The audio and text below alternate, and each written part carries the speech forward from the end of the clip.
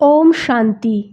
আজ ২৮ ফেব্রুয়ারি ২০২৬ আমরা সবাই বাবার অমূল্য মধুর মহাবাক্য শুনব। ওম শান্তি। মিষ্টি বাচ্চারা, তোমরা হলে ঈশ্বরীয় সম্প্রদায়। তোমরা জ্ঞান সূর্য বাবাকে পেয়েছ। এখন তোমরা জেগেছ, তো অন্যদেরও জাগাও। আজকের প্রশ্ন: অনেক প্রকারের ধাক্কার কারণ আর তার নিবারণ কি? উত্তর: যখন দেহ অভিমানে আসো তো অনেক প্রকারের ধাক্কা খাও, মায়ার গ্রহাচারী বসে যায়। এখন দেহি অভিমানী হও, সার্ভিসে লেগে যাও, ইয়াদের যাত্রায় থাকো, তো গ্রহাচারী শেষ হয়ে যাবে। ওম শান্তি। রুহানি বাচ্চাদের কাছে বাবা এসেছে শ্রীমত দিতে বা বোঝাতে। এটা তো বাচ্চারা বুঝে গেছে যে ড্রামা প্ল্যান অনুসারে সব কাজ হবে, বাকি সময় অল্প আছে। এই ভারতকে রাবণপুরী থেকে আবার বিষ্ণুপুরী বানাতে হবে।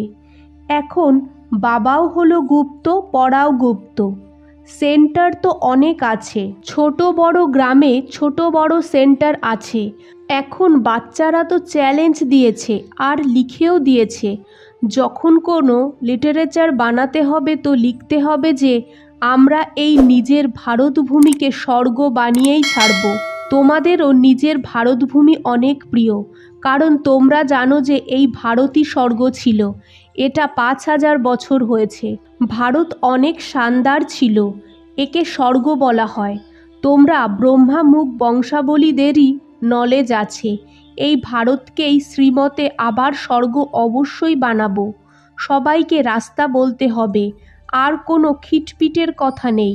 নিজেদের মধ্যে বসে রায় নাও যে এই প্রদর্শনীর চিত্র দ্বারা আমরা এমন কি অ্যাডভার্টাইজমেন্ট করব যে খবরের কাগজেও ছবি বের হয়। নিজেদের মধ্যে এটা নিয়ে সেমিনার করো। যেমন গভর্নমেন্টের লোক নিজেদের মধ্যে দেখা করে রায় নেয় যে ভারতকে আবার কিভাবে ঠিক করব। এখানে যে এত মতভেদ হয়ে গেছে সেটা নিজেদের মধ্যে মিলেমিশে ঠিক করি। আর ভারতে শান্তি সুখ কিভাবে স্থাপনা করব, এই গভর্নমেন্টেরও পুরুষার্থ চলতে থাকে। তোমরাও হলে পাণ্ডব গভর্নমেন্ট। এটা বড় ঈশ্বরীয় গভর্নমেন্ট। একে বাস্তবে বলা হয় পাবন ঈশ্বরীয় গভর্নমেন্ট। পতিত পাবন বাবাই পতিত বাচ্চাদের বসে পাবন দুনিয়ার মালিক বানায়। এই বাচ্চারাই জানে যে মুখ্য হলই ভারতের আদি সনাতন দেবী দেবতা ধর্ম। এটাও বাচ্চারা জানে যে এটা হলো রুদ্র জ্ঞানযজ্ঞ। রুদ্র বলাই হয় ঈশ্বর শিবকে। গাওয়াও হয় যে বাবা এসে রুদ্র জ্ঞানযজ্ঞ রচেছিল। ওরা তো টাইম লম্বা চওড়া করে দিয়েছে, অজ্ঞান ঘুমে শুয়ে আছে। এখন বাবা তোমাদের জাগিয়েছে, তোমাদের আবার অন্যদের জাগাতে হবে। ড্রামা প্ল্যান অনুসারে তোমরা জাগতে থাকো। এই সময় পর্যন্ত যে যেমন যেমন যত যত পুরুষার্থ করেছে ততটাই কল্পের আগেও করেছিল। হ্যাঁ, যুদ্ধের ময়দানে উপর নিচ তো হতেই থাকে। কখনো মায়ার জোর হয়ে যায়, কখনো ঈশ্বরীয় সন্তানের জোর হয়ে যায়। কখনো কখনো সার্ভিস ভালো চলে, কখনো কখনো বাচ্চাদের মধ্যে মায়ার বিঘ্ন পড়ে যায়। মায়া একদম বেহোশ অর্থাৎ অজ্ঞান করে দেয়। লড়াইয়ের মাঠ, তাই না? রাবণ মায়া রামের সন্তানদের অজ্ঞান করে দেয়। তোমরা বলো সব মানুষ কুম্ভকর্ণের মতো ঘুমিয়ে আছে। তোমরা ঈশ্বরীয় সম্প্রদায়ই এমন বলো। যারা জ্ঞান সূর্যকে পেয়েছে আর জেগে উঠেছে তারাই বুঝবে। এটা একজন দুজনের কথা নয়। তোমরা জানো আমরা ঈশ্বরীয় সম্প্রদায়ই জেগেছি, বাকি অন্যরা সবাই শুয়ে আছে। ওরা এটা জানে না যে পরমপিতা পরমাত্মা এসে গেছে বাচ্চাদের বর্ষা দিতে। এটা একদম ভুলে গেছে। বাবা ভারতেই আসে আর এসে ভারতকে স্বর্গের মালিক বানায়। ভারত স্বর্গের মালিক ছিল, এতে কোনো সংশয় নেই। পরমপিতা পরমাত্মার জন্ম এখানেই হয়। শিব জয়ন্তী পালন করে, তাই না? অবশ্যই এসে কিছু তো করেছিল, তাই না? বুদ্ধি বলে অবশ্যই এসে স্বর্গের স্থাপনা করেছিল। প্রেরণা দ্বারা থোড়ি স্থাপনা হবে। এখানে তো তোমরা বাচ্চারা রাজযোগ শেখো।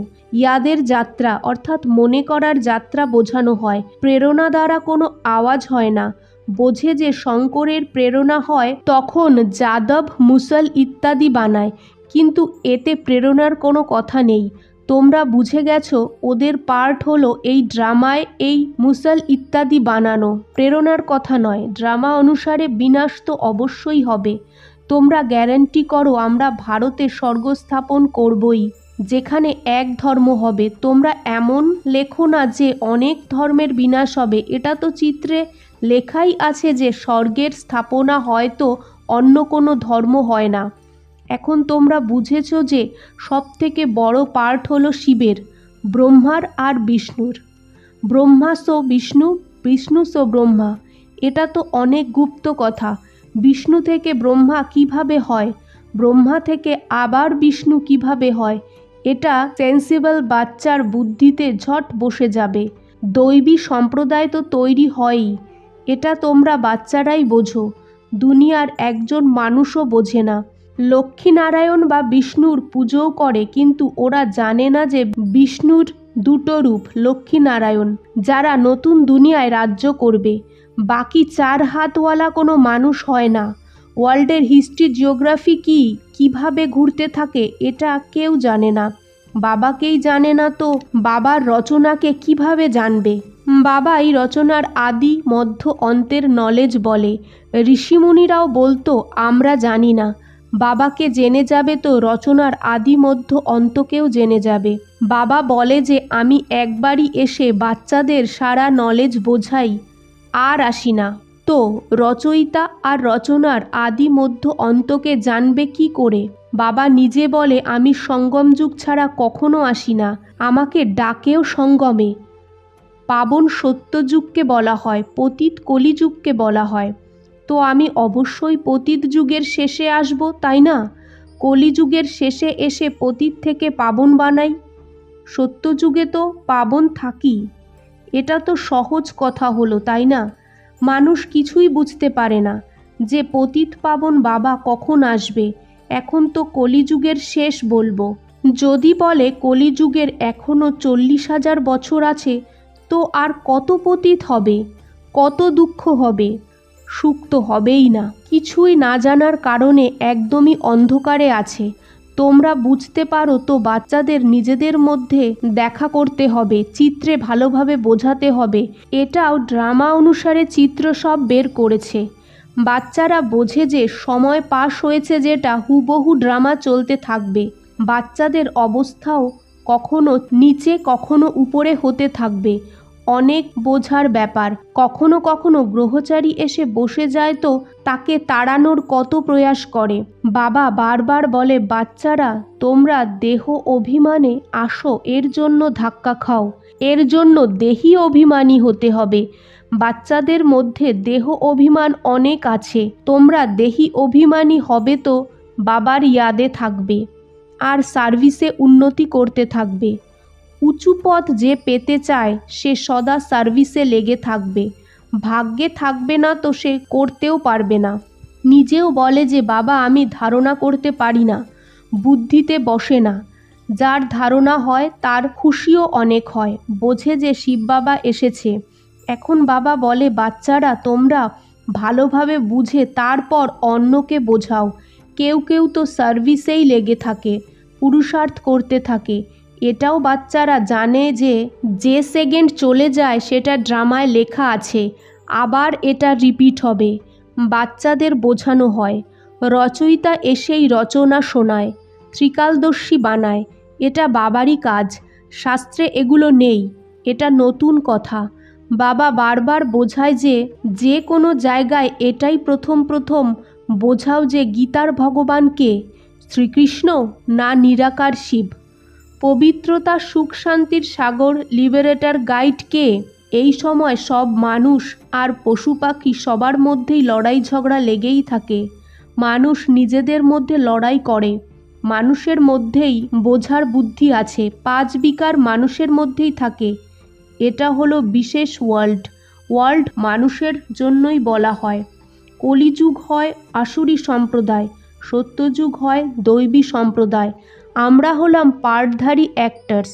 এখান থেকে ট্রান্সফার হয়ে সোজা সত্যযুগে যায় না, প্রথমে শান্তিধামে যেতে হবে। হ্যাঁ, তোমাদের মধ্যে নাম্বার ওয়ান নিজেকে পার্টধারী ভাবে এই ড্রামায়। দুনিয়াতে এমন কেউ বলতে পারবে না যে আমি পার্টধারী। আমরা লিখিও যে পার্টধারী অ্যাক্টর হয়েও এই ড্রামার ক্রিয়েটার ডাইরেক্টর আদি মধ্য অন্তকে জানতে পারি না, তো সে হলো ফার্স্ট ক্লাস বেসামাজ।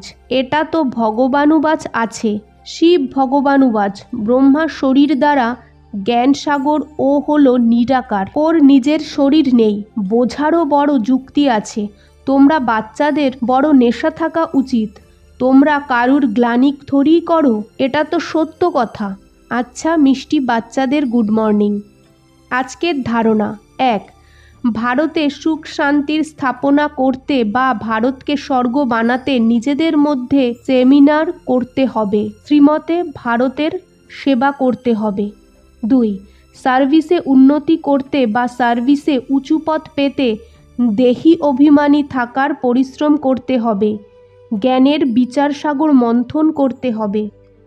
আজকের বাপদাদার মধুর বরদান, পবিত্রতার আধারের ওপর সুখ শান্তির অনুভব করা বাচ্চারা নাম্বার ওয়ান অধিকারী ভব।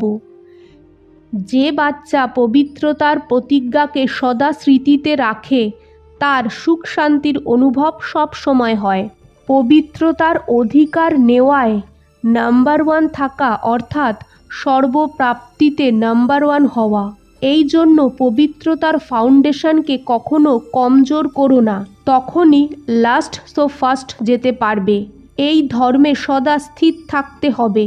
যা কিছুই হয়ে যাক, যদি ব্যক্তি, যদি প্রকৃতি, যদি পরিস্থিতি যতই নাড়ানোর চেষ্টা করুক, কিন্তু ধরত পাড়িয়ে ধর্ম না ছড়িয়ে। আজকের স্লোগান, ব্যর্থ থেকে ইনোসেন্ট হও তো সত্যিকারের সেন্ট হয়ে যাবে। ওম শান্তি।